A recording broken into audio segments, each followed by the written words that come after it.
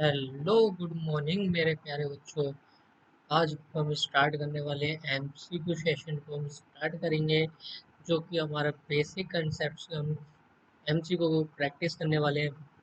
ठीक है, आइए वीडियो को हम स्टार्ट करते हैं बिना टाइम वेस्ट करे। ठीक है, और जो कि अभी तक आपने वन शॉट सीरीज नहीं देखी है तो आप जाके पहले वन शॉट सीरीज देख लीजिए बेसिक कंसेप्ट की, तो ये सारे क्वेश्चंस आपको इजीली सॉल्व हो जाएंगे। सो अब स्टार्ट करते हैं इस वीडियो को। ठीक है, जैसे कि हमारा फर्स्ट क्वेश्चन है, जो कि फर्स्ट क्वेश्चन है जो कि हमारा इनकम टैक्स। ठीक है, इनकम टैक्स इज यानी कि इनकम टैक्स क्या क्या वो हमारा डायरेक्ट टैक्स है, या फिर इनडायरेक्ट टैक्स है, या फिर हमारा वैल्यू एडेड टैक्स है, या फिर हमारा गुड टैक्स है। अगर इनडायरेक्ट टैक्स की बात, डायरेक्ट टैक्स में किसके ऊपर लेवी होता था, वो होता था हमारी इनकम के ऊपर। एंड इनडायरेक्ट टैक्स के अंदर पे जो कि एग्जांपल था वो था हमारा जीएसटी। एंड वैल्यू एडेड जो कि हमारा, जब जीएसटी नहीं लगता था देन उससे पहले लगता था आपके ऊपर value added tax and good tax, यानी कि गुड्स पे लगने वाला टैक्स, तो इनकम टैक्स का। ठीक है, क्या आंसर होगा, जो कि इनकम टैक्स वो हमारा एक डायरेक्ट टैक्स है। And question number second, so income tax is India is charged under this, under which act? ठीक है, जो कि हमारा इनकम टैक्स इन इंडिया है। ठीक है, तो इसके अंदर में चार्ज होता है, क्या वो जीएसटी एक्ट के अंदर में आता है, या फिर इनकम टैक्स एक्ट 1961, या फिर हमारा वेल्थ टैक्स एक्ट, या फिर हमारा कस्टम एक्ट। ठीक है, जो कि इसके अंदर में जो कि बोल रहा है कि जीएसटी एक्ट, जीएसटी एक्ट हमने पढ़ा है, तो जीएसटी एक्ट हमने नहीं पढ़ा। इनकम टैक्स एक्ट 1961 पढ़ा है, यस हमने पढ़ा है। वेल्थ टैक्स एक्ट पढ़ा है, नहीं पढ़ा हमने। या फिर कस्टम एक्ट तो नहीं पढ़ा। तो जो कि इसका हमारा करेक्ट आंसर होगा वो होगा हमारा इनकम टैक्स एक्ट 1961। एंड जो कि इनकम टैक्स एक्ट है, जो कि इनकम टैक्स एक्ट 1961 है, ठीक है, वो कब आया था और कब इन्फोर्स हुआ था। ठीक है, देन क्या वो हमारा 1 अप्रैल 1960 को हुआ था, या फिर 1 अप्रैल 1961। जैसे कि जो हम इनकम टैक्स पढ़ा, जैसे हमने ऊपर पढ़ा 1961, ठीक है, क्या हमारा 1961 को हुआ है, या फिर जो है 1 अप्रैल 1962, या फिर 1 अप्रैल 1950 को। देन जो कि अगर आपने मेरे वन शॉट सीरीज भी देखी होगी, या फिर जो कि हमारे जो डेमो लेक्चर्स आते हैं उसके अंदर में भी आपने देखी होगी, सो आपको पता होगा कि जो कि हमारा इन्फोर्स हुआ था वो हुआ था 1 अप्रैल 1962 में। ठीक है, और उसके बाद जो कि हमारा था, नेक्स्ट क्वेश्चन की तरफ आते हैं, question number 4, which of the following is not a heads of income. तो हमारी 5 तरीके की हेड्स ऑफ इनकम होती है। ठीक है, फर्स्ट होती है हमारी सैलरी, सेकंड होती है हमारी हाउस प्रॉपर्टी, थर्ड होती है हमारी पीजीबीपी, फोर्थ होती है कैपिटल गेन, एंड नेक्स्ट होती है लास्ट, जो कि होती है आपकी अदर सोर्सेज। ठीक है, क्या हमारी सैलरी, जो सैलरी की बना है, क्या वो हमारी हेड्स ऑफ इनकम है? यस, वो हमारी हेड्स ऑफ इनकम है। हाउस प्रॉपर्टी, यस हमारी हेड्स ऑफ इनकम है। Capital gains, heads of income है। क्या हमारा इनकम फ्रॉम लॉटरी, क्या ये हमारी हेड्स ऑफ इनकम है? सो ये हमारी हेड्स ऑफ इनकम नहीं है। सो आंसर हो जाएगा इसका ऑप्शन नंबर बी, फोर्थ का। एंड क्वेश्चन नंबर 5 की तरफ चलते हैं, जिसके अंदर में आपको बेसिक अजम्पशन लिमिट बतानी है इंडिविजुअल की। ठीक है, उस पर्सन की एज 60 ईयर से कम है। ठीक है, सो उसके अंदर में बेसिक अजम्पशन लिमिट बतानी है। ठीक है, जो कि बात करते हैं फर्स्ट ऑफ ऑल, जैसे जो सीनियर सिटीजन की जो कि बेसिक अजम्पशन लिमिट है, ठीक है, सीनियर सिटीजन की वो थी 3 लाख की है, एंड 5 लाख की है वेरी सीनियर सिटीजन की। ठीक है, इसके बाद चेक करेंगे, जैसे कि ब्लॉक की बात कर रहे हैं तो क्या हमारा सीनियर सिटीजन की कंडीशन में आता है, या फिर वेरी सीनियर सिटीजन की कंडीशन में आता है। ठीक है, जैसे कि एज दे रखी है, वो दे रखी है 60 ईयर से बिलो, यानी कि 60 ईयर से कम। सो ये ना ही हमारा सीनियर सिटीजन में आता है, ना ही वेरी वेरी सीनियर सिटीजन में आता है। सो इसके केस के अंदर में जो कि आपकी बेसिक अजम्पशन लिमिट हो जाएगी वो होगी 2,50,000 की। ठीक है, 3 लाख आपकी होती है सीनियर सिटीजन के केस में, 5 लाख होती है आपकी वेरी सीनियर सिटीजन के केस में बेसिक अजम्पशन लिमिट, एंड 1,50,000 किसी की भी बेसिक अजम्पशन लिमिट नहीं होती है। देन अब नेक्स्ट क्वेश्चन को रीड करेंगे। ठीक है, विच सेक्शंस डिफाइंड पर्संस। ठीक है, ऐसा कौन सा सेक्शन है जिसके अंदर में पर्सन की डेफिनेशन को डिफाइन कर रखा है? क्या सेक्शन नंबर 2 क्लॉज 24 है, या फिर सेक्शन नंबर 2 क्लॉज 31, या फिर section number 10 sub section number 1, या सेक्शन नंबर 14? आखिर हमारा पर्सन की बात करते हैं तो पहले पर्सन के अंदर में क्या क्या आता है? हमारा इंडिविजुअल आता है, एचयूएफ आता है, कंपनी आती है, फर्म आता है। फर्म के अंदर अंदर हमारी इंक्लूडिंग होती है एलएलपी। सो ठीक है, इसके बाद आता है हमारा AOP, BOI and AGP. AGP की जैसे कि एजीपी होता है हमारा आर्टिफिशियल जुडिशियल पर्सन। सो हमारा अब आते हैं अपने टॉपिक की तरफ, जो कि हमारा पर्सन किसके अंदर में डिफाइंड है? वो डिफाइंड है हमारा सेक्शन नंबर 2 क्लॉज 31 के अंदर में डिफाइंड है पर्सन की डेफिनेशन। एंड सेवन्थ की तरफ चलते हैं। सेवंथ क्वेश्चन क्या कहते हैं? विच of the following is not considered a person under the income tax act? जैसे कि मैंने बताया था आपको, पर्सन्स के अंदर में क्या क्या आता है? इंडिविजुअल आता है, यस इंडिविजुअल आता है। एचयूएफ आता है, यस आता है। सोसाइटी आती है, यस आता है। क्या टेम्पल आता है हमारा कंसिडर्ड होता है पर्सन्स के जो कि डेफिनेशन उसके अंदर में under the income tax act 1961? ठीक है, क्या उसके अंदर में टेम्पल आता है? सो नहीं, तो इसका करेक्ट आंसर हो जाएगा आपका टेम्पल। एंड क्वेश्चन नंबर 8, यानी कि जो कि बात कर रहा है हमारा असेसमेंट ईयर। असेसमेंट ईयर क्या होता है? ठीक है, असेसमेंट ईयर वो होता है जिसमें क्या इनकम को अर्न करी जाती है। तो जिसके अंदर की विच इनकम इज अर्न, जिस ईयर में आपकी इनकम अर्न होती है उस ईयर को तो हम प्रीवियस ईयर कहते हैं। सो ये वाला आंसर आपका गलत है। And the year in which income is assessed, yes, assessment year क्या होता है? जिस ईयर में आपकी इनकम असेस्ड होगी वो आपका असेसमेंट ईयर हो जाएगा। सो इसका करेक्ट आंसर होगा ऑप्शन नंबर बी। बट आगे भी रीड करते हैं, द कैलेंडर ईयर। सो क्या कैलेंडर ईयर को आप असेसमेंट ईयर कहोगे? नो। या एनी फाइनेंशियल ईयर, जैसे कि आपका जो फाइनेंशियल ईयर है वो है आपका 1 अप्रैल टू 31 मार्च। ठीक है, जब वो हमारा फाइनेंशियल ईयर में आता है हमारा असेसमेंट ईयर। सो नो, तो इसका करेक्ट आंसर है आपका option number B, the year in which income is assessed. And उसके बाद क्वेश्चन नंबर 9, आपका प्रीवियस ईयर का मीन्स क्या है? ठीक है, क्या कैलेंडर ईयर है? तो कैलेंडर ईयर प्रीवियस ईयर के मीनिंग में तो नहीं आता है। ठीक है, क्या हमारा year preceding the assessment year? ठीक है, क्या कहना चाहते हैं? जो कि हमारा असेसमेंट ईयर है उसके प्रीसीडिंग ईयर वाला आपका जो कि होता है वो प्रीवियस ईयर होता है। सो यस, ये हमारा प्रीवियस ईयर कहलाएगा। उसके आगे भी रीड करते हैं। ठीक है, option number C, assessment year is itself. क्या ये हो गया हमारा? नहीं हो गई, हमारा प्रीवियस ईयर के मीन्स में नहीं आएगा। और नन ऑफ द अबव तो हो ही नहीं सकता, तो इसका ऑप्शन है आपका बी ऑप्शन है। एंड क्वेश्चन नंबर 10, जो कि इनकम है, income of a previous year is SST. ठीक है, जो कि आपकी इनकम जो प्रीवियस ईयर की इनकम है वो एसएसटी कब होगी?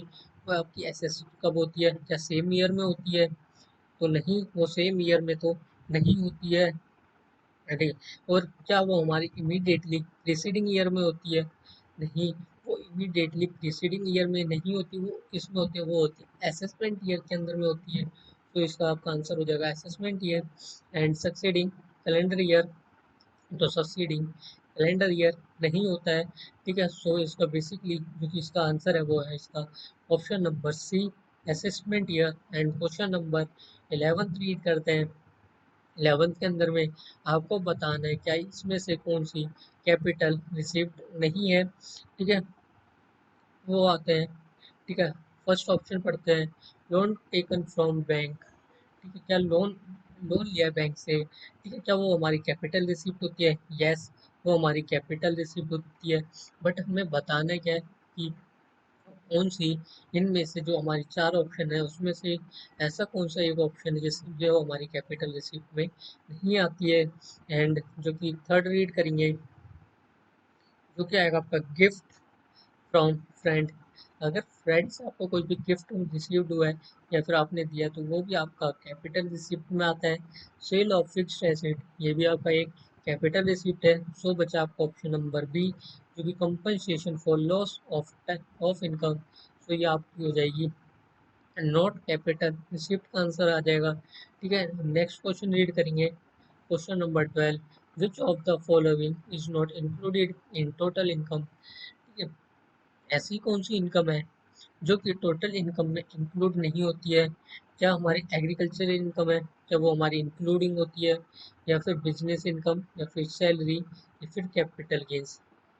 जो हमारी एग्रीकल्चर इनकम होती है वो हमारी टोटल इनकम में इंक्लूडेड नहीं होती है, और जो बिजनेस इनकम है वो हमारी टोटल इनकम में इंक्लूडेड होती है, और सैलरी भी हमारा इंक्लूडेड होता है।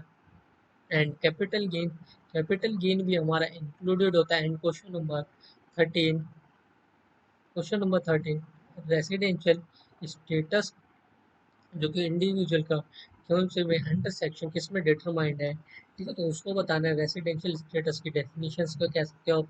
ठीक है, फर्स्ट ऑप्शन आपका section number 2 clause 24, section number 6 and section 10 and section number 14। इसका करेक्ट आंसर होगा जो कि आपके डिफाइन की बात करता है, तो कि जो आता है आपका सेक्शन नंबर 2 में आपकी सारी डेफिनेशंस आती है। ठीक है, सो इसके अंदर में कहीं पर भी आपका सेक्शन नंबर 2 नहीं है, तो फर्स्ट ऑप्शन में आपका सेक्शन नंबर 2 क्लॉज नंबर 24 ये आपका आंसर हो जाएगा। Sorry sorry sorry, section number 6 के अंदर में डिफाइंड है। ठीक है, सेक्शन नंबर 6 के अंदर में डिफाइंड है।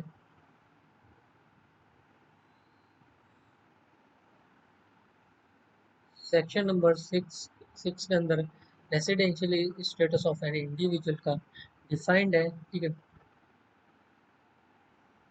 एंड क्वेश्चन नंबर 14 को रीड करते हैं, जो कि इनकम विच अक्रू और arise outside India is taxable in case of. ठीक है, कौन से केसेस में जो कि अक्रू और अराइज आउटसाइड इंडिया की जो कि इनकम है वो टैक्सेबल होगी। क्या वो हमारे रेसिडेंट के केस में होगी, या फिर हमारे नॉन रेसिडेंट के केस में होगी, या फिर हमारे resident but not ordinary resident, या बोथ ए एंड सी के केसेस में। एंड ठीक है, जो जितने भी अभी हमने जो स्कैनर्स में भी क्वेश्चंस ट्राई करे थे, ठीक है, उसके अंदर में भी हमारा क्वेश्चन आया था अक्रू और राइस इन इंडिया वाला, जो कि टैक्सेबल होता है रेसिडेंट ओनली पे होता है। ठीक है, रेजिडेंट ओनली पे होता है। एंड क्वेश्चन नंबर 15 को रीड करेंगे। एंड क्वेश्चन नंबर 50 की बात 15 की जो की बात करते हैं, वो a person is said to be resident in India. मान लीजिए कोई एक पर्सन है और रेसिडेंट इन इंडिया है, तो उसका स्टे कितने का होना चाहिए इंडिया के अंदर में। क्या 60 डेज का होना चाहिए इन अ ईयर में, या 182 डेज और मोर, या फिर 30 डेज एंड या फिर 90 डेज। जो कि हमारा रेसिडेंशियल स्टेटस के अंदर है, जो कि हमारी बेसिक कंडीशन आती है। बेसिक कंडीशन से जो कि फर्स्ट कंडीशन आती है 182 डेज, एटलीस्ट आपको 182 डेज होने चाहिए, या फिर उससे ज़्यादा होना चाहिए। सो आपको आपको रेसिडेंट स्टेटस मिल जाता है, रेसिडेंशियल स्टेटस मिल जाता है। सो इसका करेक्ट आंसर है ऑप्शन नंबर बी, 182 डेज और मोर वाला। ठीक है, आप क्वेश्चन नंबर 16 को रीड करते हैं। क्वेश्चन नंबर 16 है आपका, an income is said to be received in India. ठीक है, रिसीव्ड इन इंडिया वाले केस में क्या आपकी जो अर्न हुई है वो इनकम अर्न इन इंडिया, ठीक है, इंडिया के अंदर में आपने अर्न करी है, या फिर it is brought into India, या फिर it is received by the SSC और और on his behalf in India. And option number D, none of the above. इसका आंसर आप कमेंट करके जरूर बताएं। सो इसका आंसर है आपका option number C, it is received by the SEC or on his behalf in India। And question number 17 की बात करते हैं, जो कि which of the following is an exempt income। ठीक है, इनकम में कौन सी जो कि exempt है, जिन इनकम exempt है, ठीक है, उसकी बात करते हैं। क्या विनिंग ऑफ लॉटरी की इनकम exempt है? सो नहीं, विनिंग ऑफ लॉटरी की इनकम exempt नहीं है, जिसको कि हम कैजुअल इनकम कहते हैं। जो कैजुअल इनकम को हम स्पेशल इनकम भी कहते हैं, और ये हमारी जो कि टैक्सेबल होती है वो होती है हमारी अदर सोर्सेज के अंदर में। ठीक है, हमारी टैक्सेबल होती है। एंड जो कि नेक्स्ट आपका इंटरेस्ट ऑन बैंक डिपॉजिट, इसकी इनकम भी आपकी एग्जेम्प्ट होती है, तो इसकी भी इनकम एग्जेम्प्ट नहीं होती है। या फिर हमारी सैलरी सैलरी की इनकम एग्जेम्प्ट होती है? नहीं। सो हमारी सी ऑप्शन बचता है एग्रीकल्चर इनकम। सो एग्रीकल्चर की इनकम होती है वो हमारी एग्जेम्प्ट होती है। एंड नेक्स्ट बात करेंगे जो कि हमारी एग्रीकल्चरल इनकम है। ठीक है, एग्रीकल्चर इनकम क्या हमारी फुल्ली टैक्सेबल होती है या फिर फुल्ली एग्जेम्प्ट होती है या फिर पार्टली एग्जेम्प्ट होती है या फिर नॉट डिफाइंड है। कोई डिफाइंड नहीं है कि इनकम टैक्स के अंदर इनकम टैक्स एक्ट 1961 के अंदर उसकी कितनी टैक्सेबल होगी, या फिर फुल्ली टैक्सेबल होगी या फुल्ली एग्जेम्प्ट होगी या पार्टली एग्जेम्प्ट होगी। सो इसका करेक्ट आंसर होगा आपका फुल्ली एग्जेम्प्ट होगी आपकी एग्रीकल्चर इनकम का बी ऑप्शन आपका आंसर है। एंड क्वेश्चन नंबर 19 जो कि इनकम फ्रॉम इलीगल एक्टिविटीज है, जो कि इलीगल एक्टिविटीज है, ठीक है, क्या वो हमारी नॉट टैक्सेबल होगी या फिर टैक्सेबल होगी या एग्जेम्प्ट होगी या डिडक्टेबल होगी। ठीक है, जो कि इलीगल एक्टिविटीज होगी, अगर आपको वहाँ से इनकम हो रही है, जनरेट हो रही है, तो वो हमारी टैक्सेबल होगी। सोचने की बात है कि हमारी नॉट टैक्सेबल होगी, एग्जेम्प्ट होगी या डिडक्टेबल होगी। तो इसका आपका करेक्ट आंसर है ऑप्शन नंबर बी, वो आपकी टैक्सेबल होगी। ठीक है। एंड क्वेश्चन नंबर 20 जो income tax is levy on, income tax इसके ऊपर लेवी किया जाता है, क्या ग्रॉस टोटल इनकम के ऊपर लेवी किया जाता है या फिर एग्जेम्प्ट इनकम के ऊपर, ठीक है, या फिर आपका टोटल इनकम या फिर एग्रीकल्चर इनकम। आपको सिंपली बताऊं मैं आपको, जब हम कैलकुलेट करते थे टैक्स लायबिलिटी तो किस बेसिस पे करते थे, क्या आप जीटीआई के बेसिस पे करते थे या फिर हम टोटल इनकम के बेसिस पे करते थे। इसके केस में आपका एग्जेम्प्ट इनकम तो आपका कोई फंडा नहीं है एंड एग्रीकल्चर इनकम भी आपका कोई फंडा नहीं है। अब बचते हैं हमारे पास दो ऑप्शन, फर्स्ट बचता है हमारे पास जीटीआई यानी कि ग्रॉस टोटल इनकम, सेकंड बचता है हमारे पास टोटल इनकम। देन इसका जो कि आपका करेक्ट आंसर आएगा वो आएगा आपको टोटल इनकम। टोटल इनकम जब हम कैलकुलेट करते हैं देन उसके बाद ही हम टैक्स लाइबिलिटी को कैलकुलेट करते थे। ठीक है, हम डायरेक्टली हम जीटीआई के बेसिस पे हम कैलकुलेट नहीं करते थे tax liability. And question number 21 who is responsible for tax payment in case of minor. Minor के केस में किसकी रिस्पॉन्सिबल है कि टैक्स पेमेंट करने की, क्या पेरेंट्स की है या फिर माइनर की है या फिर गार्जियन की है या पेरेंट्स और गार्जियन, ठीक है, दोनों में से किसी एक की है। ठीक है, तो इसके माइनर के केस में, ठीक है, जो कि टैक्स पेमेंट करने की जो कि रिस्पॉन्सिबिलिटी है वो है पेरेंट्स और गार्जियंस की है। ठीक है, आप सिंपल ये नहीं कह सकते कि पेरेंट्स की है एक पॉइंट ऑफ व्यू पे, या फिर आप सीधे ये नहीं कह सकते कि गार्जियन की है। ठीक है, सो जो कि आएगा आपका ऑप्शन नंबर डी, ये सुटेबल है, बहुत ज़्यादा सुटेबल है, क्योंकि उसके पेरेंट्स एंड गार्जियन दोनों की रिस्पॉन्सिबिलिटी भी हो सकती है, या फिर पेरेंट्स या फिर गार्जियन दोनों कोई भी एक पर्सन मिलकर उसके टैक्स पेमेंट के ऊपर टैक्स पेमेंट करने के लिए रिस्पॉन्सिबल होगा। ठीक है, अब क्वेश्चन नंबर 22 की बात करते हैं, जो कि क्लबिंग प्रोविजन अप्लाई, जो कि क्लबिंग प्रोविजन किसके ऊपर अप्लाई होता है, क्या वो हमारा, जैसे हमने हमने कल ही करा था, हमने क्लबिंग ऑफ इनकम का, ठीक है, चैप्टर का हमने वन शॉट करा था। ठीक है, तो उसके अंदर में जो कि हमने बात करी थी individual and HUF and AOP और एनी पर्सन। ठीक है, हमने किसके बिहाफ पे जो कि क्लबिंग किसकी इनकम में होती थी, क्या हमारी एचयूएफ की इनकम क्लब होती थी। सो एचयूएफ की इनकम क्लब नहीं होती थी, ठीक है, बट होती थी, कुछ कंडीशंस थी। देन तब होती थी आपकी क्लबिंग का प्रोविजन तब लगता था, क्योंकि आपको क्लबिंग का प्रोविजन लगता है वो आपका इंडिविजुअल के केसेस में लगता है। And question number 23 which of the following is not taxable under the income from other sources. ऐसी कौन सी इनकम है, ठीक है, जो कि चार ऑप्शंस गिवन है उसमें से, जो कि आपकी ऐसी कौन सी इनकम है जो अदर सोर्सेज के अंदर में आपकी टैक्सेबल नहीं होगी। ठीक है, उसकी बात कर रहे हैं कि हमारी डिविडेंड है, डिविडेंड तो हमारी, हाँ, ठीक है, ये डिविडेंड है, तो डिविडेंड क्या हमारा अदर सोर्सेज के अंदर में नहीं आएगा, या फिर इंटरेस्ट या सैलरी या गिफ्ट। ठीक है, तो इसका आप सही आंसर बताएंगे आप कमेंट करके कि आपके पॉइंट ऑफ व्यू से क्या होगा, क्या हमारी सैलरी इनकम है। ठीक है, सो हमारी ये अदर सोर्सेज के इनकम में कवर्ड नहीं होती है या फिर नॉट टैक्सेबल होती है अदर सोर्सेज में। ठीक है, और इसके बाद आता है हमारा क्वेश्चन नंबर 24 की बात करते हैं, जो कि which sections deal with the agriculture income. Agriculture income का कौन सा सेक्शन है जो कि डील करता है, क्योंकि फर्स्ट आपका section number 2 clause number 1A, section number 10 sub section number 1 या both A and b, and section number 14 तो इसका करेक्ट आंसर होगा आपका क्वेश्चन नंबर 24 का option number C, both A and B दोनों में डील्स करता है हमारा agriculture income. And question number 25, question number 25 जो कि आपको गिफ्ट रिसीव हुआ फ्रॉम रिलेटिव से, ठीक है, क्या वो आपको फुल्ली टैक्सेबल होगा या फिर एक्सेम्प्ट होगा विदाउट लिमिट, या एक्सेम्प्ट होगा अप टू ₹50,000 या फुल्ली एक्सेम्प्ट होगा। And option number D, fully examined होगी।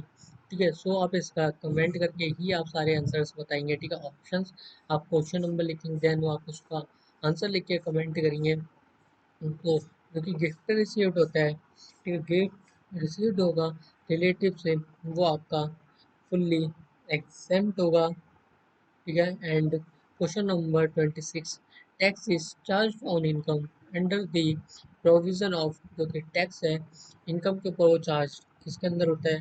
क्या हमारा इनकम टैक्स एक्ट 1961, या फिर हमारा फाइनेंस एक्ट, या फिर बोथ ए एंड बी, या फिर हमारा गुड्स एंड सर्विस टैक्सेस के अंदर में होता है। सो तो हमारा जो कि इनकम टैक्स एक्ट 1961 है, इसके अंदर में भी होता है एंड फाइनेंस एक्ट के अंदर में भी होता है। सो इसका आपका करेक्ट आंसर होगा option number C, both A and B your correct answer. And question number 27, जो कि इंडिविजुअल का स्टे होता है इंडिया के अंदर 182 डेज और मोर during the previous year, he will be satisfied as a resident status। ये आपका करेक्ट आंसर होगा रेसिडेंट स्टेटस, बट हम डायरेक्टली नहीं कहेंगे। ठीक है, बाकी और भी कंडीशंस को हम रीड करेंगे। फर्स्ट है हमारा ऑप्शन नॉन रेसिडेंट, तो नॉन रेसिडेंट नहीं हो सकता। एंड रेसिडेंट हमें लग रहा है, देन आगे रीड करते हैं, resident but not ordinarily resident. तो ये भी हमारी कंडीशन जो आती है हमारी, ये हमारे एडिशनल कंडीशंस में आती है, रेसिडेंट ऑफ इंडिया ओनली, तो ये भी नहीं है। तो आपका जो करेक्ट आंसर है 27 का B option. And question number 28, which of the following is not a source of income. ठीक है, सोर्स ऑफ इनकम नहीं है under the heads income from house property के अंदर का जो सोर्सेस नहीं है, क्या जो कि हमारी 28 का फर्स्ट ऑप्शन, ठीक है, जो कि रीड करेंगे, जो कि आपकी इनकम फ्रॉम रेंटल प्रॉपर्टी, जो हमारी रेंटल प्रॉपर्टी है वो तो हमारी हाउस प्रॉपर्टी के अंदर में कवर्ड होती है, वो टैक्सेबल होती है। एंड जो कि रेंट रिसीव्ड फ्रॉम सबलेटिंग हो गया, ये भी आपका हाउस प्रॉपर्टी के अंदर में कवर होता है। रॉयल्टी फ्रॉम लैंड, ये भी आपके हाउस प्रॉपर्टी के अंदर में कवर होता है। And income from agriculture land, so this is your correct answer option number C, जो कि एग्रीकल्चर इनकम की है वो आपकी एक्सेम्प्ट होती है। ठीक है, वो आपके फुल्ली एग्जाम्प्ट होती है। एंड क्वेश्चन नंबर 29 का, विच of the following is not an item item of exempt,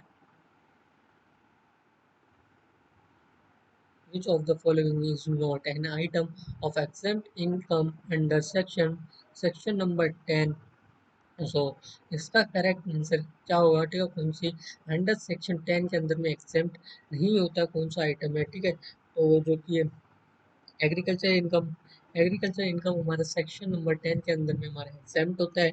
dividend from Indian company, ये भी हमारे सेक्शन नंबर 10 के अंदर में एग्जाम्प्ट होता है। स्कॉलरशिप रिसीव्ड, ये भी हमारे सेक्शन नंबर 10 के अंदर में एग्जाम्प्ट होता है। बचा हमारा option number C, interest on saving account, so ये हमारे सेक्शन नंबर 10 के अंदर में एग्जाम्प्ट नहीं होता है। एंड क्वेश्चन नंबर 30, और डिटरमाइन रेसिडेंशियल स्टेटस को डिटरमाइन करना है इंडिविजुअल में, ठीक है, और मस्ट स्टे इन इंडिया। इसका जो कि बेसिक कंडीशन जो आती है फर्स्ट, वो आती है 182 डेज वाली, ठीक है, प्रीवियस ईयर में 182 डेज के लिए या फिर उससे ज़्यादा का स्टे होना चाहिए इंडिया के अंदर में, देन आपको मिल जाता है रेसिडेंशियल स्टेटस। जो कि फर्स्ट कहता है वो 60 डेज वाली ड्यूरिंग द प्रीवियस ईयर, तो ये हमारा आंसर नहीं है। एंड सेकंड कहता है 182 days during the previous year, that is your correct answer. And 365 during the previous year, ये भी हमारा गलत ऑप्शन है। एंड 2 ईयर्स में से 240 डेज का, ये भी हमारा आंसर गलत है। सो इसका करेक्ट आंसर है option number B, 182 days during the previous year. And question number 31, the tax liability of a person can be reduced by, ठीक है, इसके द्वारा जो कि रिड्यूस्ड किया जाएगा, देन उसकी बात करेंगे। ठीक है। जो टैक्स लाइबिलिटी निकालते हैं तो वो टैक्स इवेशन के बाद होता है, या फिर टैक्स प्लानिंग होता है, या टैक्स अवॉइडेशन होता है, या फिर ऑल ऑफ द अबव। सो इसका आपका करेक्ट आंसर आएगा आपका tax planning. And question number 32, the income of a minor child, ठीक है, जो माइनर चाइल्ड की इनकम है वो क्लब्ड कर ली जाती है। कौन सी? जो माइनर की ओन इनकम होती है वो क्लब्ड नहीं की जाती है, ठीक है। और फादर की इनकम, जो फादर की इनकम होती है वो क्लब्ड करी जाती है या फिर नहीं की जाती है, तो उसकी बात करेंगे। एंड जो मदर की इनकम है वो क्लब की जाती है, सो वो भी क्लब नहीं की जाती है, मदर की इनकम में क्लब्ड नहीं करी जाती, और माइनर की खुद की इनकम भी क्लब्ड नहीं होती है। और जो पेरेंट्स की इनकम है तो वो भी क्लब्ड नहीं होती है। जो फादर की इनकम है तो उसके अंदर में क्लब्ड की जाती है। एंड क्वेश्चन नंबर 33, जो कि टैक्स रेट की बात कर रहे हैं, ठीक है, जो tax rate of companies is based on, किसके ऊपर बेस्ड होता है? क्या टाइप टाइप ऑफ इनकम के ऊपर बेस्ड होता है जो कंपनीज का टैक्स रेट है, ठीक है। क्या हमारा जो है टोटल इनकम के ऊपर बेस्ड होता है जो टैक्स रेट ऑफ कंपनीज का, and age of the company या फिर रेसिडेंसी ऑफ द कंपनी के ऊपर बेस्ड होता है जो हम टैक्स रेट का, ठीक है, अकॉर्डिंगली जो कि हमारा बेस्ड होता है वो होता है हमारा टोटल इनकम के ऊपर बेस्ड होता है कंपनीज का tax rate. And question number 34, जो कि कैपिटल गेन्स है, टैक्स इज चार्ज, ठीक है, कौन से पे चार्ज होगा? जो कैपिटल गेन टैक्स, ठीक है, किसके ऊपर चार्ज होगा? क्या वो हमारा इमूवेबल, जो कि सेल करोगे आप इमूवेबल प्रॉपर्टी को, उसके ऊपर चार्ज होगा कैपिटल गेन टैक्स, तो उसके ऊपर चार्ज नहीं होगा। या फिर आप सेल ऑफ स्टॉक करोगे, ठीक है, क्या उसके ऊपर चार्ज होगा? उसके ऊपर भी चार्ज नहीं होगा। एंड जो कि ऑप्शन नंबर सी है, sale of any capital asset, अगर आप सेल करोगे कोई भी कैपिटल एसेट तो उसके ऊपर चार्ज होगा। सो यस, हमारा ऑप्शन नंबर सी है इसका। And sale of all types of property, तो देन ये तो आपका हाउस प्रॉपर्टी के अंदर में कवर अप हो जाएगा, ठीक है, सो कि कैपिटल गेन्स के अंदर में चार्ज नहीं होगा। एंड नेक्स्ट है आपका क्वेश्चन नंबर 35,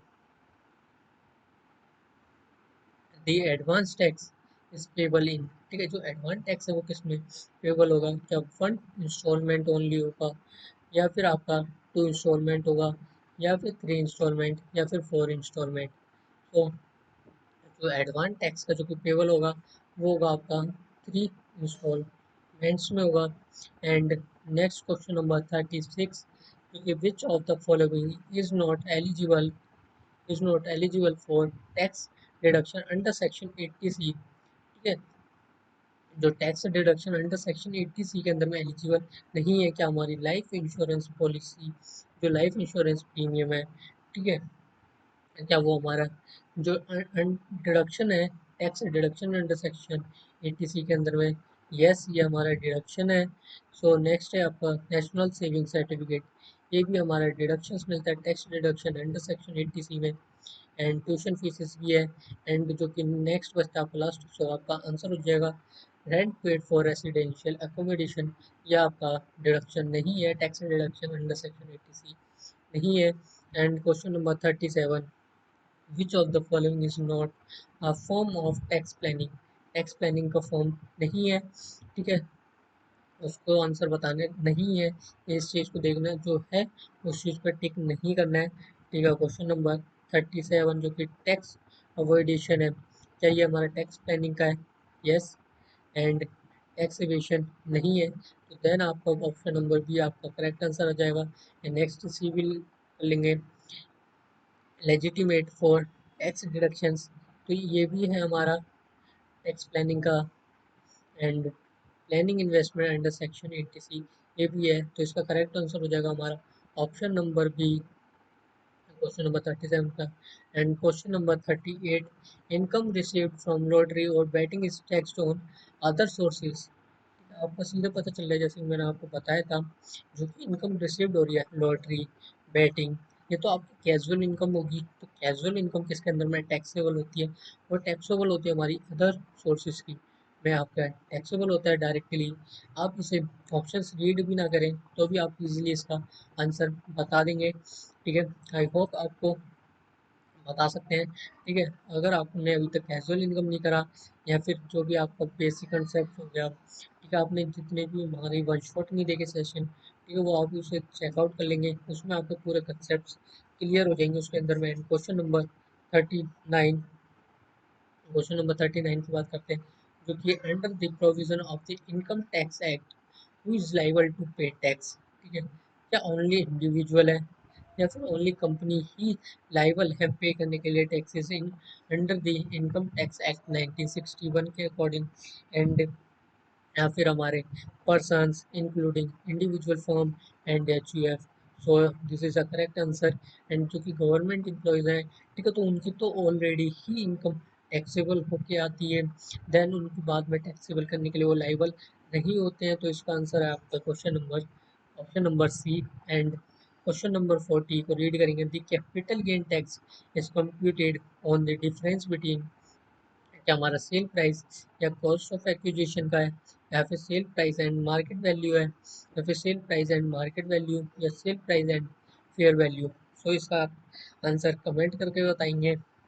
सो इसका आपका आंसर है A option, cell price and cost of acquisition. And question number 41 का, जैसे कि हमने एच की बात करी थी, एच को, ठीक है, कौन ऑपरेट करता है, ठीक है, वो करता है आपका कर्ता। ठीक है, इस चीज़ को आप याद रखिए, क्या करता करता है। ठीक है, income is assist in the name of, किसके नेम पे होती है, क्या कर्ता के नेम पे होगी, या फिर एनी मेंबर्स के केसेस पे होगी, या फिर एच के केसेस में होगी, या मैनेजर ऑफ द फैमिली। तो इसका आपका करेक्ट आंसर आएगा आपका एच की केसेस में होगी। ठीक है, असिस्ट होगी। And question number 42, which of the following is taxable under the heads of other sources के अंदर में कौन सी इनकम है वो आपके टैक्सेबल होगी अदर सोर्सेज के अंदर में। ठीक है, तो क्या आपकी रॉयल्टी इनकम है वो हमारी टैक्सेबल होगी अदर सोर्सेज में। तो जो रॉयल्टी इनकम है वो हमारी अदर सोर्सेज के अंदर में टैक्सेबल, अदर सोर्सेज में टैक्सेबल नहीं होगी। एंड सैलरी इनकम भी आपकी अंडर दी हेड सैलरी में जाएगा आपका। ठीक है, ये भी हमारा अदर सोर्सेज के अंदर में टैक्सेबल नहीं होगी। एंड एग्रीकल्चरल इनकम भी आपकी अदर सोर्सेज के अंदर में नहीं आएगी, जो आपका आएगा interest on saving bank account, या आपकी अदर सोर्सेज की इनकम में आपकी टैक्सेबल होगी। And question number 43, resident individual with an income 4 lakh is eligible for, जो रेसिडेंट इंडिविजुअल है उसकी इनकम गिवन है 4 लाख की, ठीक है, क्या वो एलिजिबल है टैक्स पे करने के लिए। ठीक है, तो उसकी बात करेंगे, क्या उसके अंदर में आपको रिबेट मिलेगा अंडर सेक्शन, कौन से सेक्शन के अंदर में आपको रिबेट मिलेगा, या फिर कोई वो टैक्स पे नहीं करेगा। देन उसकी बात करेंगे, तो इसके केस में आपका नो टैक्स, तो आपका इसके अंदर में रेसिडेंट इंडिविजुअल की केसेस में आपको टैक्स पे तो करना पड़ेगा। देन उसके बाद आपको रिबेट मिलेगा, तो आपका नो टैक्स का तो आपको कोई कंसेप्ट आता ही नहीं है। ठीक है, जब आपकी बेसिक कंजम्पशन लिमिट को क्रॉस कर जाती है 2,50,000 को, तो उसके केस में आपको कोई भी नो टैक्स का कंसेप्ट आता ही नहीं है। देन आपका ऑप्शन नंबर है rebate under section 87A, third is rebate under section 80G, या रिबेट अंडर सेक्शन 80C में। ठीक है, तो इसका आपका करेक्ट आंसर होगा ऑप्शन नंबर बी। ठीक है, ऑप्शन नंबर बी आपका करेक्ट आंसर है, जो कि आपको रिबेट अलाउड होगी अंडर सेक्शन 87A के according. And question number 44, tax on the income of non resident की, ठीक है, जो जो इनकम होगी नॉन रेसिडेंट की वो टैक्स होगी। ठीक है, कौन सी में, सेम है फॉर रेसिडेंट्स, या फिर हायर देन फॉर रेसिडेंट, या लोअर देन फॉर रेसिडेंट, या फिर आपकी इनकम जो होगी वो एग्जेम्प्ट होगी। ठीक है, तो इसका आपका करेक्ट आंसर है, जो कि आपका सेम है, ठीक है, वो ये आपका रेसिडेंट होगा।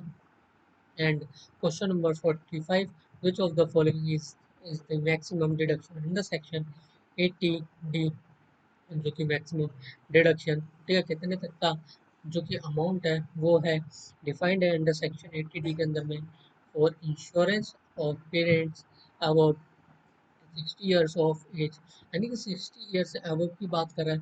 तो इसके केस में आ जाएगा आपका सीनियर सिटीजन का केस हो गया आपका, क्योंकि तो अबव की बात कर देते हैं, ठीक है, 60 ईयर से अबव चले जाते हैं जो पर्सन, वो हमारा सीनियर सिटीजन की कंडीशन में आ जाता है। ठीक है, कैटेगरी में आ जाता है।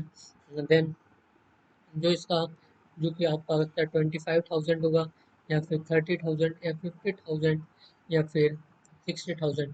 कितने तक का आपको मैक्सिमम डिडक्शन मिलेगा अंडर सेक्शन 80 डी के अंदर में, वो मिलेगा आपको, जो कि है 50,000 का आपको डिडक्शन मिलेगा अंडर सेक्शन 80 डी में।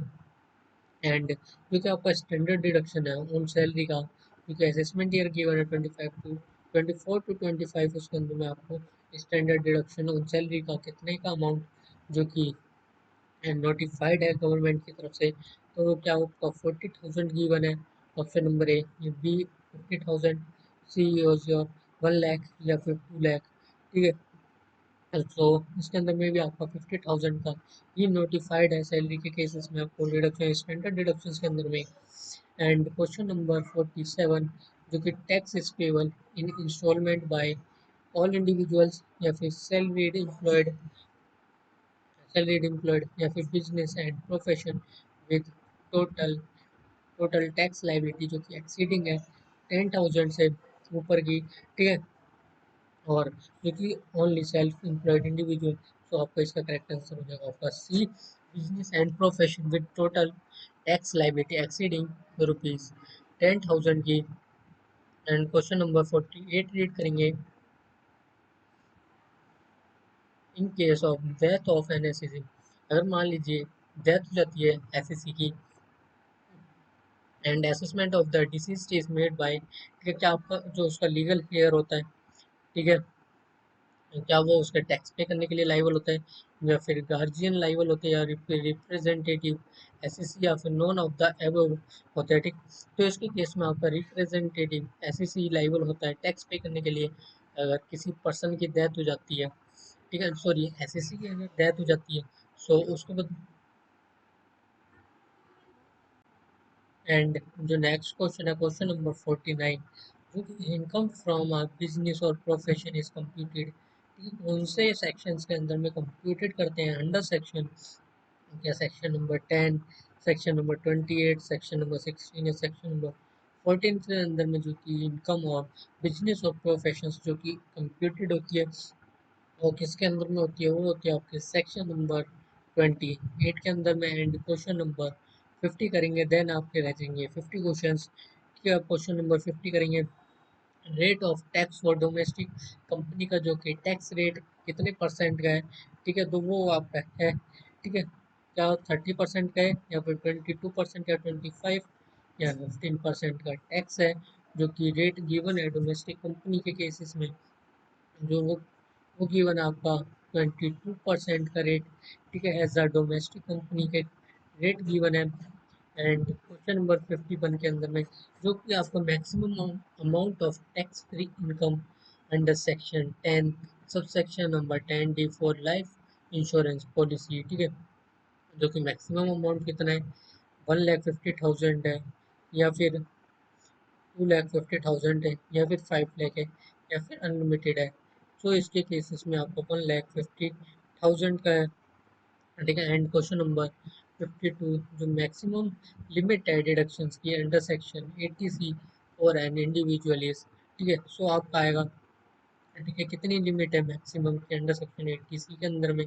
वो क्वेश्चन हमने एक बार पहले भी करा था सेक्शन नंबर 80 सी के अंदर में, स्टैंडर्ड डिडक्शंस की बात करी थी। ठीक है, जो कि फर्स्ट गिवन है 50,000, सेकंड गिवन है 1,50,000, एंड थर्ड गिवन है 2,50,000, एंड फोर्थ इज 1 लाख। सो आपका करेक्ट आंसर हो जाएगा 1,50,000, एंड स्टैंडर्ड डिडक्शन भी आपका सेम रहेगा।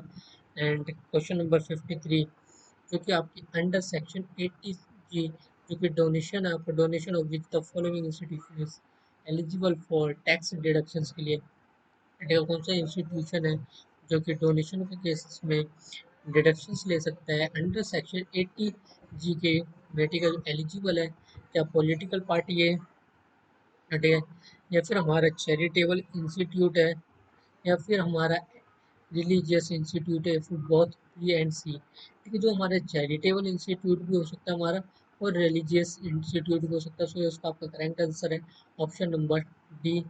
Option number D is your correct answer. ठीक है,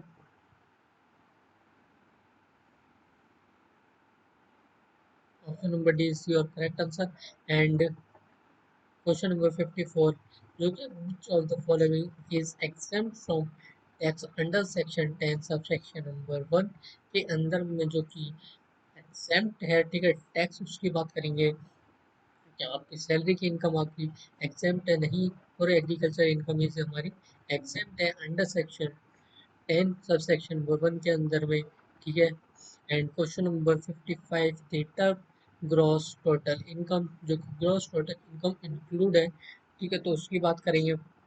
ओनली टैक्सेबल इनकम है, सो आपके ओनली टैक्सेबल इनकम तो नहीं है, ओनली सैलरी इनकम है। यस, ये हमारी ओनली सैलरी इनकम वाला ऑप्शन हो सकता है, बाकी और आगे रीड कर लेंगे, ठीक है।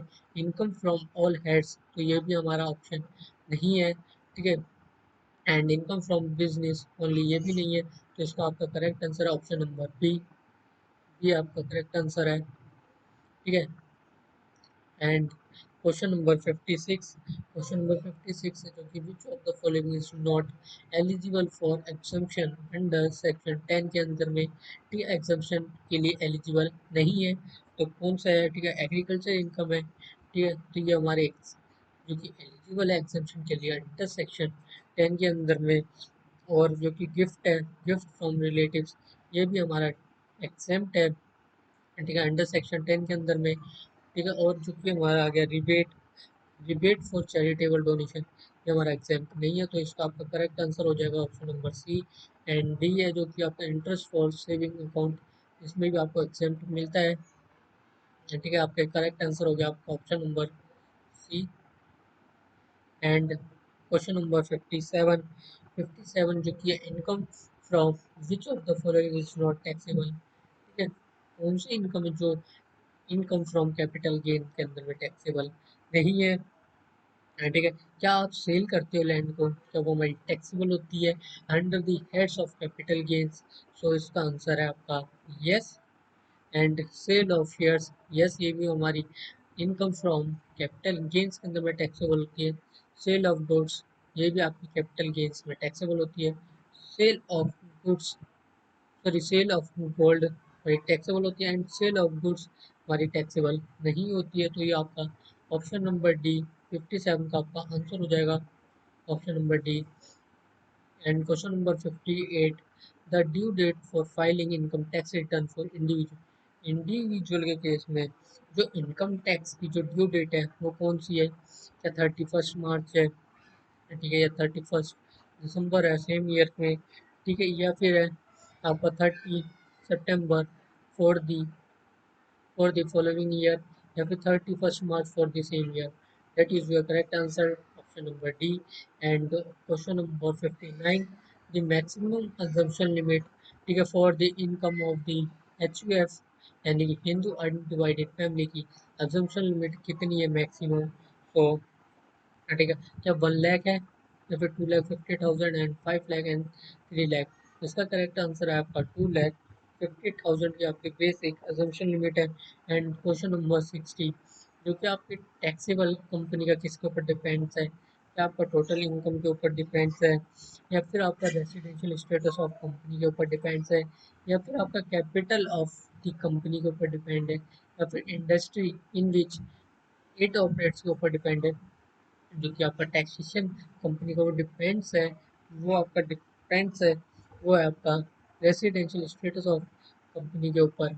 एंड क्वेश्चन नंबर 61, ठीक है, जो which of the following is considered as specified, specified entity under section 10 subsection number 10 D, ठीक है, किसके अंदर में कंसिडर्ड किया जाता है स्पेसिफाइड एंटिटी के अंदर में, तो वो आएगा आपका, क्या लाइफ इंश्योरेंस कॉर्पोरेशन है, यस, प्राइवेटली लिमिटेड कंपनी है, नहीं, रिलीजियस ट्रस्ट है, नहीं, एंड पब्लिक ट्रस्ट, नो, ठीक है। देन इसके बाद हम लेंगे, इसके बाद हम क्वेश्चन नंबर 62 करेंगे, देन उसके बाद हम लेंगे 5 मिनट्स का ब्रेक, देन हम फिर नेक्स्ट स्टार्ट करेंगे क्वेश्चन नंबर 68 से, फिर हम पूरा सॉल्व करेंगे 100 तक, उसके बाद हमारा कोई ब्रेक नहीं होगा, ठीक है। Question number 62, which of the following is an example of tax exempt income का, टैक्स एग्जेम्प्ट इनकम का कौन सा एग्जाम्पल है, ठीक है, क्या हमारी सैलरी इनकम एग्जाम्पल है, नो, हमारी सैलरी इनकम हमारी टैक्स एग्जेम्प्ट इनकम का एग्जाम्पल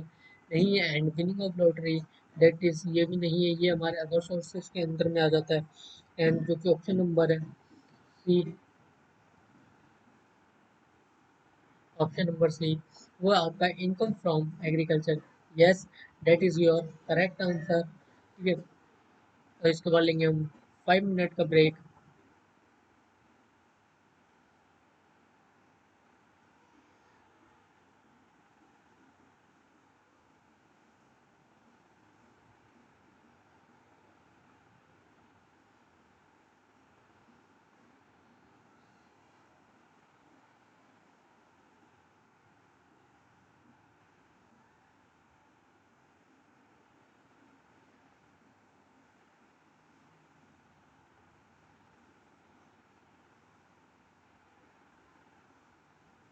तो आपका 5 मिनट का ब्रेक है, और फिर हम नेक्स्ट स्टार्ट करेंगे, वो स्टार्ट करेंगे हम नेक्स्ट से। ठीक है, हम मिलते हैं हम 5 मिनट्स बाद। ठीक है, तब तक के लिए आप एक बार पूरा रिवाइज कर लेंगे। ठीक है, क्वेश्चन नंबर 5 तक और रिवाइज कर लेंगे एक बार।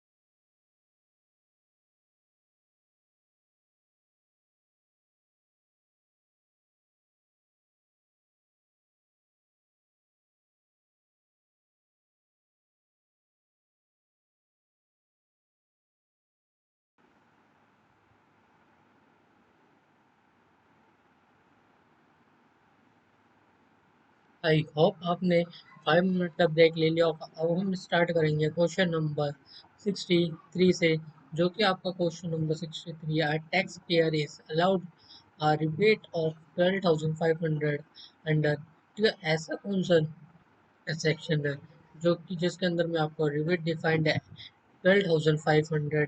क्या सेक्शन नंबर 80 जी है, या सेक्शन नंबर 87 ए है रिबेट का, या फिर सेक्शन नंबर 80 सी, या फिर section number 10?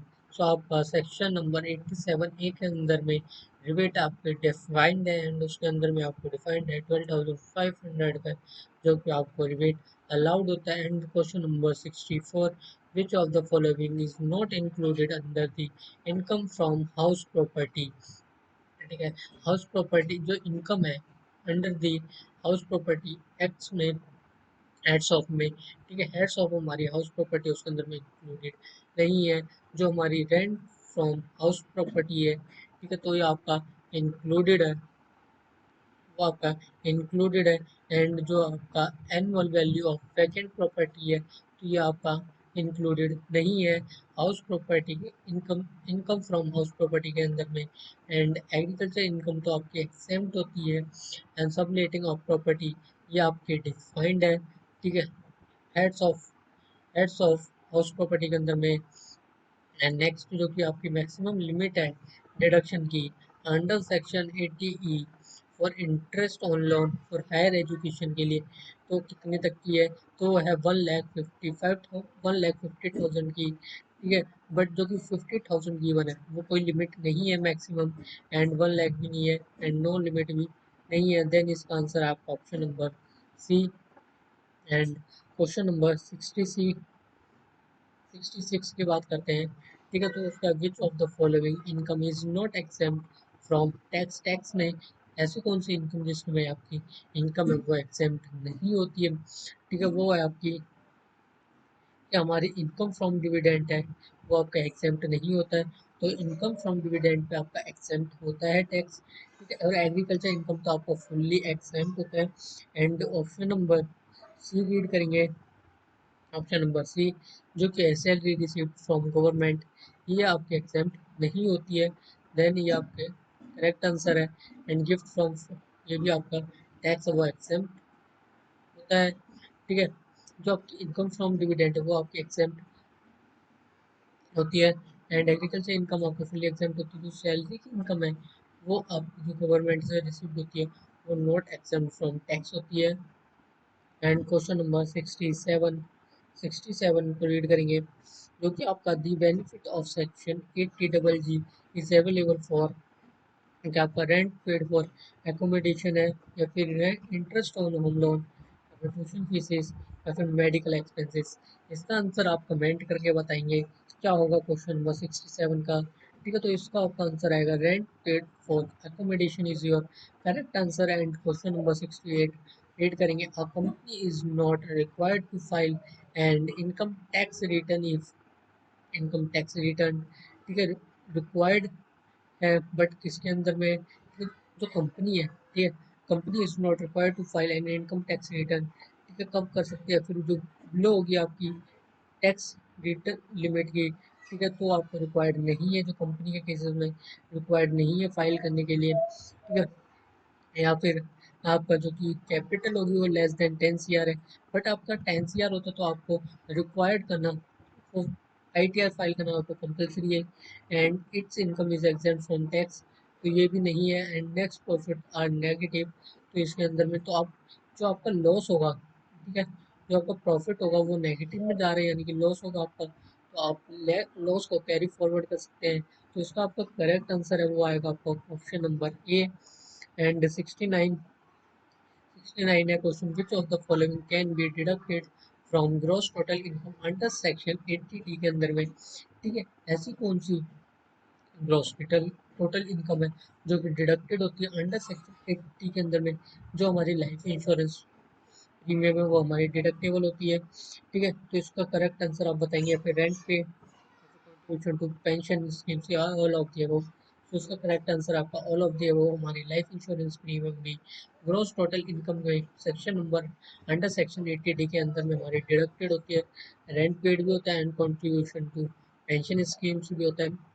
And question number 70, taxable income for the purpose of tax calculation is, जो आपकी टोटल इनकम है, ठीक है, ऐसे पर्पसेस बताने हैं जो कि कैलकुलेशन के लिए, कि आपका ग्रॉस टोटल इनकम है, ठीक है, या फिर total income after deduction. And option number B है आपका जो कि total income after deductions.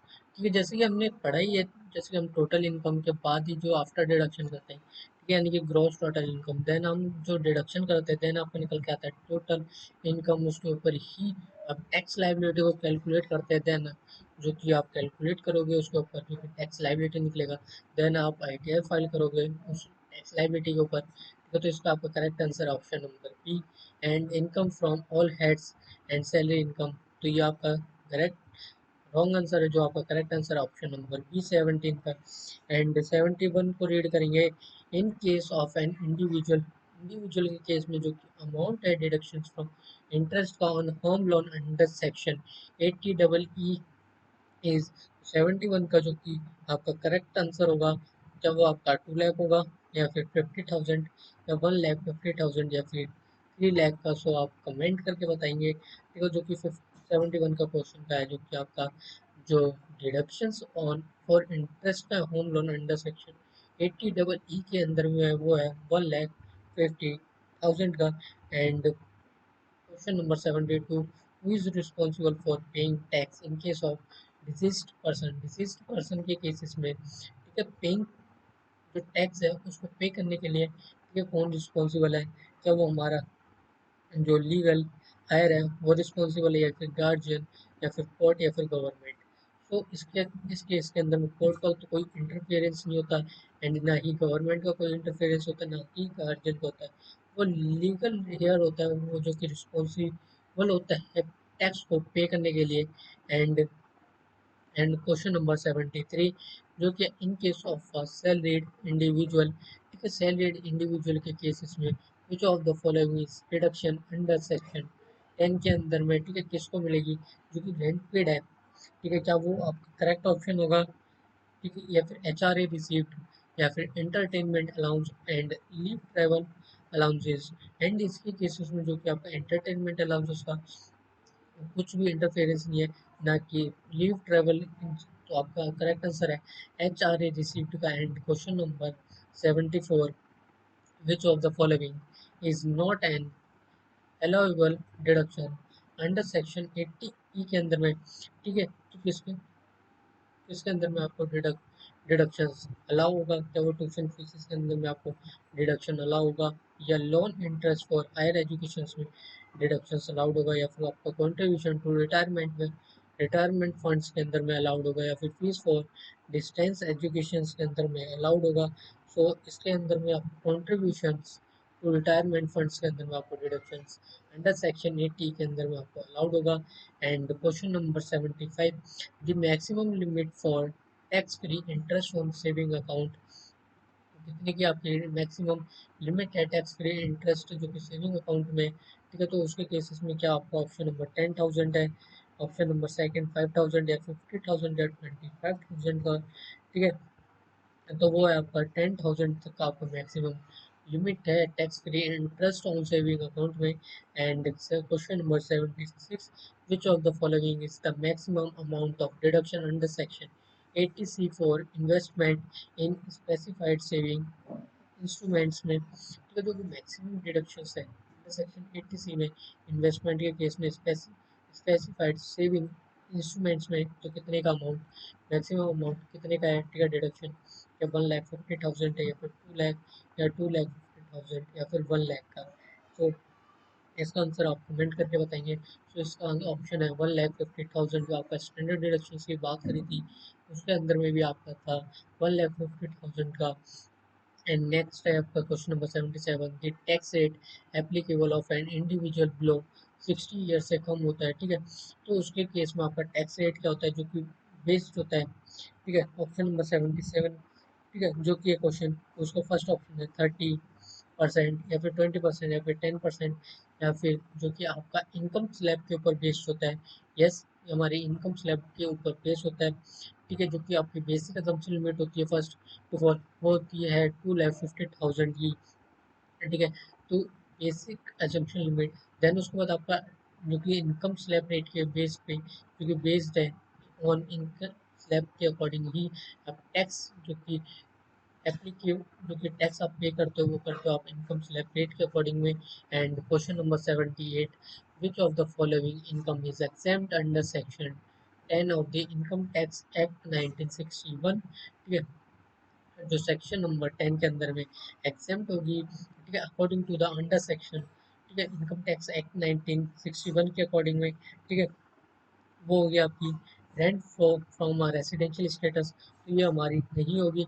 And जो कि आपकी सैलरी है फॉरेन इन गवर्नमेंट की, तो ये हमारी एग्जेम्प्ट होगी सेक्शन नंबर 10 के अंदर में, ठीक है। इनकम फ्रॉम प्रोफेशन ये भी हमारी एग्जेम्प्ट नहीं होगी सेक्शन नंबर 10 के अंदर में। Capital from sale of stock भी हमारे में जो कि एग्जेम्प्ट नहीं होगी। जो कि आपका करेक्ट आंसर होगा वो होगा आपका option number B. And question number 79, in in the case of non resident के केस में जो कि इनकम अर्न होगी आउटसाइड इंडिया, वो क्या वो हमारी टैक्सेबल इन इंडिया होगी या फिर नॉट टैक्सेबल इन इंडिया होगी, या taxable only in the year it is brought to India, या फिर taxable if it is received in India. So आपकी टैक्सेबल इन इंडिया होगी। And question number 80, under section 80C, which of the following is eligible for deductions, ठीक है। जब PPF का under section 80C के अंदर में जो कि आपको डिडक्शंस के लिए आप एलिजिबल हो, या फिर ट्यूशन फीसेस के लिए आप एलिजिबल हो, या फिर लाइफ इंश्योरेंस प्रीमियम, या फिर ऑल ऑफ द अबव। तो इसका आपका correct answer all of the above के अंदर में आपको एलिजिबल होते हो आप अंडर सेक्शन 80C में डिडक्शंस के लिए, ठीक है। And question number 81, an individual tax payer must file the income tax return by, ठीक है। जो कि इंडिविजुअल के केस में जो कि टैक्स पेयर है, ठीक है, जो कि इनकम टैक्स रिटर्न यानी कि आईटीआर है, ठीक है, उसके लिए जो कि पे करते हैं, ठीक है। तो वो कौन सी डेट है आपकी, 31 दिसंबर, या 31 मार्च, या 31 जुलाई, या 31 अगस्त, ठीक है। तो इसका आपका करेक्ट आंसर आएगा आपका 31 जुलाई के लिए आप एलिजिबल होते हो आई टी आर फाइल करने के लिए। उससे ड्यू डेट है आपको, उससे पहले पहले आपको आई टी आर फाइल करना कंपल्सरी होता है इंडिविजुअल के केस में। And question number 82, if a person fails to file the income tax return on time, a penalty under section 234F may be imposed the minimum penalty, ठीक है। अगर आप ITR file जो आपकी ड्यू डेट है, अगर आपको तब तक आप अगर आईटीआर फाइल नहीं करते हो, ठीक है, उसके बाद आप अगर आप फाइल करते हो तो आपको लगती है पेनल्टी अंडर सेक्शन 234 एफ के अकॉर्डिंग में, ठीक है। जो कि आपके मिनिमम पेनल्टी का अमाउंट कितना का होता है, तो वो होगा, ठीक है, क्या वो 5,000 तक का आपका डिडक्शन होता है, या फिर 10,000, या फिर 15,000 और 20,000 तक की आपको पेनल्टी देनी पड़ सकती है अंडर सेक्शन 234 के अकॉर्डिंग। तो वो आपको देनी पड़ सकती है 10,000 तक की आपको पेनल्टी पे करने के लिए पड़ सकती है अगर आप ड्यू डेट तक अगर आप आई फाइल नहीं करते हो तो। Then question number 83, the tax benefit for interest on home loans is available, ठीक है। जो कि आप लोन लेते हो, ठीक है, होम लोन लेते हो, उसके ऊपर आप इंटरेस्ट पे करते हो, ठीक है। तो उसका बेनिफिट, ठीक है, किस कौन से सेक्शंस में आपका जो कि डिफाइंड मान लीजिए, ठीक है। क्या सेक्शन नंबर 80C है, या सेक्शन नंबर 80, या सेक्शन नंबर 24B, या फिर सेक्शन नंबर 10 के अंदर में, ठीक है। सो इसके आपके जो सेक्शन नंबर 24B के अंदर में जो कि होम लोन का इंटरेस्ट के अंदर में टैक्स बेनिफिट मिलता है, ठीक है। And question number 84, which of the following is an exempt income under section 10 subsection number 14, ठीक है। आइए इसके अंदर बात करते हैं जो कि इंटरेस्ट ऑन गवर्नमेंट बॉन्ड्स है। सेकंड है आपका ऑप्शन एचआरए यानी कि house rent allowance and income from agriculture and dividend income, ठीक है। तो इसके अंदर में आपका एच आर ए आपका करेक्ट आंसर हो जाएगा। And question number 85, income the income from business और प्रोफेशन इज असेस्ड, ऐसा कौन सा सेक्शन है, ठीक है, जिसके अंदर में जो इनकम है बिजनेस और प्रोफेशन की वो असेस्ड होगी, ठीक है। वो आएगा आपका सेक्शन नंबर 28 है आपका, जिसके अंदर में आपका एक्सेस होगी। एंड क्वेश्चन नंबर 86, ये असेसमेंट ईयर कब से स्टार्ट होता है हमारा असेसमेंट ईयर, क्या वो 1 जनवरी से होता है, या 1 अप्रैल से, या 1 जुलाई से, या फिर 1 अक्टूबर से होता है। है, ठीक है।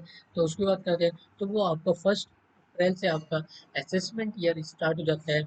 एंड और उससे जो आपका प्रीवियस ईयर हो, जो आपका जो प्रीसीडिंग, जो कि आपका नेक्स्ट ईयर होता है, सॉरी प्रीवियस ईयर होता है, उसको हम कह देते हैं प्रीवियस ईयर कहा जाता है, ठीक है। एंड जो question number 87, are tax payer is required to pay advance tax, जो टैक्स पेयर है उसके लिए रिक्वायर्ड है pay advance tax if the total tax payable exceed rupees 5,000 या फिर 10,000 या 15,000 एंड 20,000, ठीक है। इसका ऑप्शन ये आप कमेंट करके बताएंगे, ठीक है, क्वेश्चन नंबर लिखेंगे, देन ऑप्शन लिखेंगे, ठीक है, ठीक है। अब इस चीज़ को आप कमेंट करके जरूर बताएंगे इस क्वेश्चन को, ठीक है।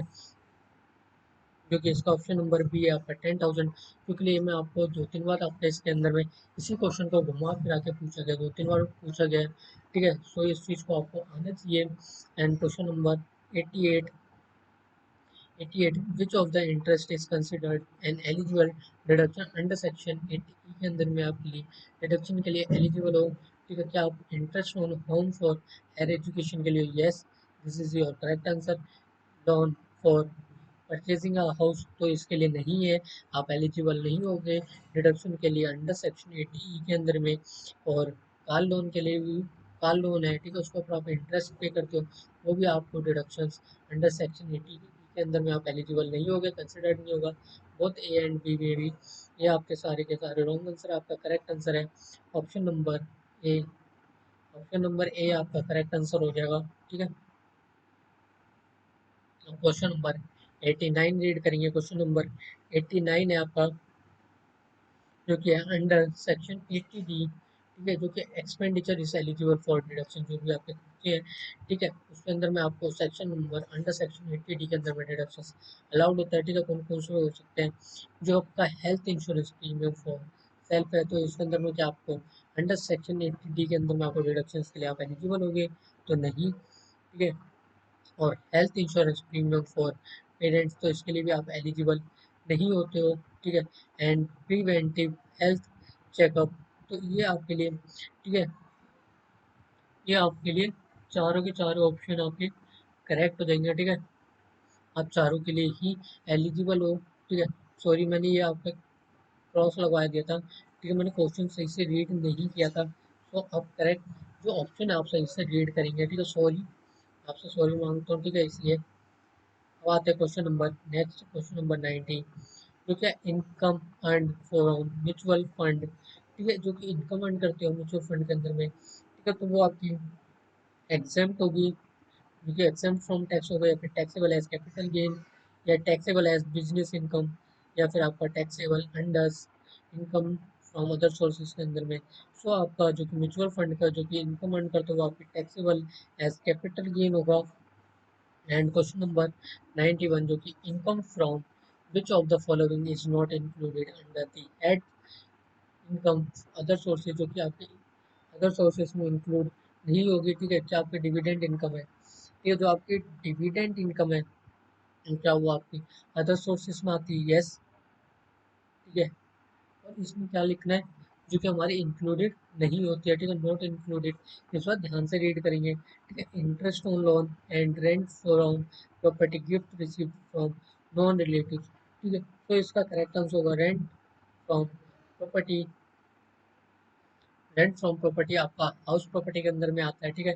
And question number 92, in case of a non resident, non resident के केस में the income from a business carried out in India, अगर बिजनेस कैरिड आउट करते हो आप इंडिया के बाहर से, ठीक है, देन जो कि आपकी टैक्सेबल इन इंडिया होगा, ठीक है, या फिर नॉट टैक्सेबल इन इंडिया, या फिर taxable only if it the business is registered in India, या फिर taxable only in the year the income is received, ठीक है। सो इसका आपका करेक्ट आंसर आपके टैक्सेबल इन इंडिया होगा। And question number 93, under section 80 you a person with a disability can claim a deduction of rupees, ठीक है। Section जो disability के ऊपर ये डिसेबिलिटी पर्सन है, ठीक है, वो क्लेम कर सकता है डिडक्शन अंडर सेक्शन 80 यू के अंदर, वो कितने तक का अमाउंट को क्लेम कर सकता है, ठीक है। चूँकि आप 50,000 या फिर 75,000 या फिर 1 लाख या फिर 2 लाख, ठीक है, कितने तक का वो क्लेम कर सकता है, वो क्लेम कर सकता है 75,000, वो भी अंडर सेक्शन 80 यू के लिए, वो भी डिसेबिलिटी पर्सन को अलाउ क्लेम कर सकता है वो डिडक्शन, 75,000 तक का। And question number 94, which of the following is not taxable, ठीक है, कौन सी इनकम है, ठीक है, कैपिटल गेन्स में टैक्सेबल नहीं होती। सेल ऑफ लैंड हो गया, ठीक है, सेल ऑफ लैंड ये आपकी टैक्सेबल होती है under the under the heads of capital gains के अंदर में आपके टैक्सेबल होती है। And sale of house property ये भी आपकी कैपिटल गेन्स में आपके टैक्सेबल होती है। एंड जो कि sale of share and securities ये भी आपकी टैक्सेबल होती है। And income from agriculture land ये आपका फुल्ली एग्जेम्प्ट होता है और ये टैक्सेबल नहीं होती है, ठीक है। And question number 95, in which of the following cases in the income not taxable under income from house property, तो इसका क्या करेक्ट आंसर होगा, ठीक है, इसके अंदर में भी नोट है, ठीक है, नोट टैक्सेबल होगी हाउस प्रॉपर्टी के अंदर में, ठीक है, कौन सी इनकम है जो टैक्सेबल नहीं होगी, ठीक है, उसकी बात कर रहे हैं तो आएगा आपका फर्स्ट ऑप्शन है, ठीक है, 95 के अंदर में, जो कि हाउस इज सेल्फ ऑक्यूपाइड, तो ये हमारी हाउस प्रॉपर्टी के अंदर में, ठीक है, टैक्सेबल होगी। और जो house is use for business purpose ये भी हमारी हाउस प्रॉपर्टी के अंदर में टैक्सेबल होगी, ठीक है। And house is let out ये भी हमारी टैक्सेबल होगी। एंड जो कि है ऑल ऑफ दी अबव, इसमें बट नॉट लिखा है ना, तो ये तो हमारी सारे के सारे होगी, अगर सेल्फ ऑक्यूपाइड होगी तो ये भी हमारी हाउस प्रॉपर्टी के अंदर में टैक्सेबल होती है। या फिर हमारी, बट इसका थोड़ा डाउट में है, ठीक है, क्वेश्चन नंबर 95 को आप पेंडिंग में रखेंगे, क्वेश्चन नंबर 95 आपका पेंडिंग में, ठीक है। अब क्वेश्चन नंबर 96 से रीड करेंगे। Under section 80 double ji deduction is allowed for, ठीक है, 80 डबल जी में, ठीक है, ऐसी कौन सी इनकम है जिसके अंदर में आपको डिडक्शंस अलाउड होगा 96 में, वो होगा आपका rent paid for residential accommodation is your correct answer. And question number 97, which of the in following is true regarding the filing of income tax return by non-resident, ठीक है, तो 97 का जो कि they are required to file only we have income taxable in India, yes they are not required to file return in India, so यह गलत आ जाएगा आपका आंसर। तो इसका आपका करेक्ट आंसर है option number A. And question number 98, the tax free income limit है सीनियर सिटीजन की जिसकी भी एज 60 ईयर से ज़्यादा है, ठीक है, तो उसके अंदर में जो टैक्स फ्री इनकम लिमिट है वो कितने के 98 का क्वेश्चन का वो है 3 लाख तक की है, ठीक है। And question number 99, which of the following is not eligible for deduction for a deduction under section 80 D के अंदर में, ठीक है, डिडक्शंस के लिए एलिजिबल नहीं है, ठीक है, वो क्या हमारा प्रीमियम फॉर हेल्थ इंश्योरेंस या premium for life insurance, premium for critical illness insurance and premium for a mediclaim policy, तो इसका आपका करेक्ट आंसर है option number B, premium for life insurance. And आपका नेक्स्ट क्वेश्चन जो कि last question है, ठीक है, question number 100, and income from gift received in cash और काइंड फ्रॉम रिलेटिव्स का, ठीक है, क्या वो आपका टैक्सेबल होगा या एग्जेम्प्ट होगी, या फिर taxable if the amount exceed rupees 50,000 या taxable if the gift is from a non relative. So ये आपका 100 का, ठीक है, जो कि आपका आंसर होगा वो होगा आपका ऑप्शन नंबर बी, वो आपका एग्जेम्प्ट होगी, ठीक है। आई होप आपको ये सारे क्वेश्चन आपको समझ आए होंगे, ठीक है, क्वेश्चन नंबर हमने 100 तक के सारे हमने, ठीक है, कर लिए हैं। आई होप आप सबको सारे क्वेश्चन समझ आएंगे। अब मिलते हैं नेक्स्ट वीडियो में, तब तक के लिए take care and bye bye and जय हिंद। और अभी तक आपने चैनल को लाइक शेयर एंड सब्सक्राइब नहीं करा तो पहले चैनल को लाइक शेयर एंड सब्सक्राइब करना ना भूलें, फिर हम मिलते हैं नेक्स्ट वीडियो में।